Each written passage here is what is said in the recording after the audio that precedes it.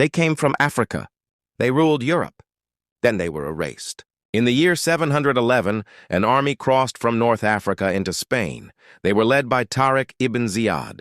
His soldiers were primarily Berbers and Arabs, with support from Saharan and West African contingents that would grow to define the empire.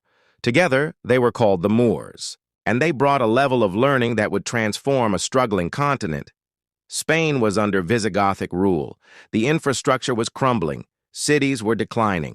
Knowledge was preserved in isolated monasteries. But learning had contracted. The Moors changed everything. They built the city of Córdoba.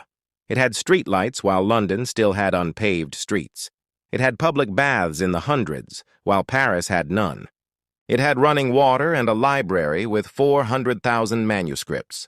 The greatest library in Christian Europe at that time held 400 books.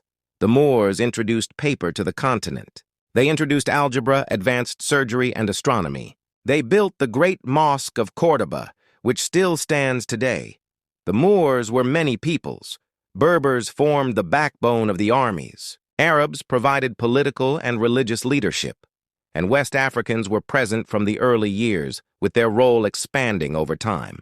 In 1086, when the city of Toledo was threatened, Yusuf ibn Tashfin crossed from Morocco with an army that included significant West African contingents.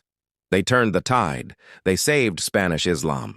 The 14th century record Rod al-Kirtas describes Yusuf as dark-complexioned with woolly hair. He became one of the most powerful rulers in the Moorish world. Historian Sylviane Diouf, who studies African Muslims at the Schomburg Center for Research in Black Culture, notes that West African Muslims carried their learning with them wherever they traveled.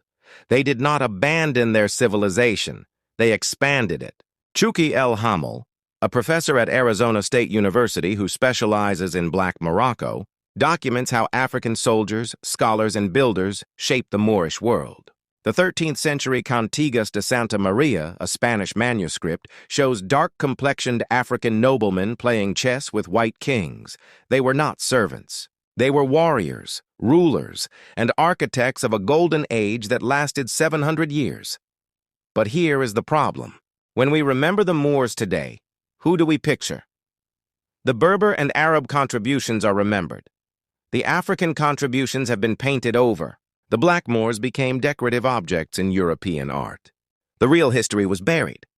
This series is about digging that history up, not to replace one story with another, but to restore what was lost.